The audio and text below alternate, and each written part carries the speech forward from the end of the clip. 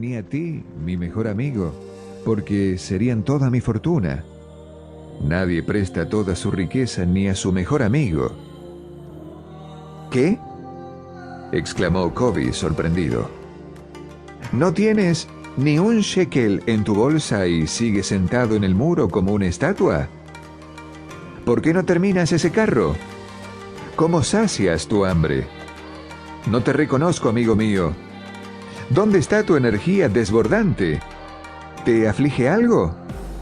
¿Te provocó Dios algún problema? Debe de ser un suplicio que me has mandado, Dios, comentó Bansir. Comenzó como un sueño sin sentido, en el que yo creía que era una persona afortunada. De mi cintura colgaba una bolsa llena de pesadas monedas. Tenía shekeles que tiraba indiscriminadamente a los mendigos, monedas de oro con las que compraba útiles para mi mujer y todo lo que deseaba para mí. Incluso tenía monedas de oro que me permitían mirar confiadamente el futuro y gastar a destajo. Me invadía un maravilloso sentimiento de plenitud. Si me hubieras visto, no habrías conocido en mí al esforzado trabajador, ni en mi esposa, a la mujer arrugada. Habrías encontrado en su lugar una mujer con el rostro pletórico de felicidad, que sonreía como al comienzo de nuestro matrimonio. Un lindo sueño, en efecto, comentó Kobe. Pero, ¿por qué sentimientos tan placenteros te habían de convertir en una estatua plantada sobre el muro? ¿Por qué?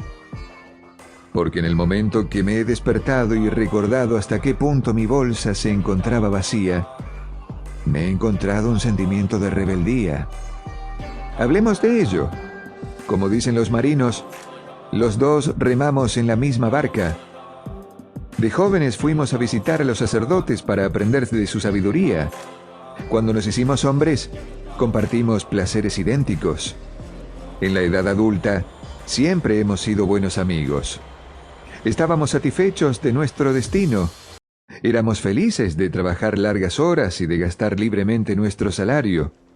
Ganamos mucho dinero durante los años pasados, pero los goces de la riqueza solo los hemos podido experimentar en sueños.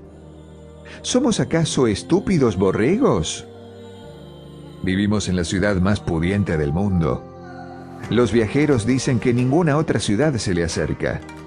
Ante nosotros se extiende esta riqueza, pero no poseemos nada de ella.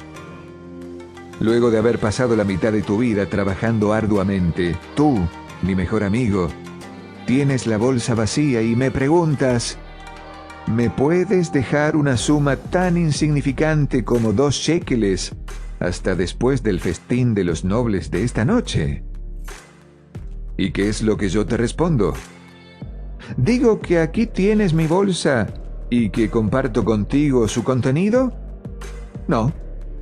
Reconozco que mi bolsa está tan vacía como la tuya. ¿Qué es lo que no funciona? ¿Por qué no logramos conseguir más plata y más oro?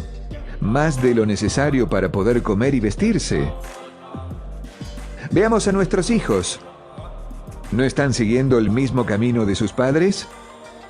También ellos con sus familias y sus hijos con las suyas tendrán que vivir entre los acaparadores de oro y se tendrán que conformar con beber la consabida leche de cabra y alimentarse de caldo claro.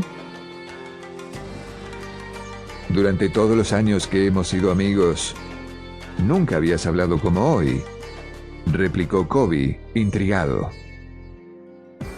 Durante todos estos años, jamás había pensado así.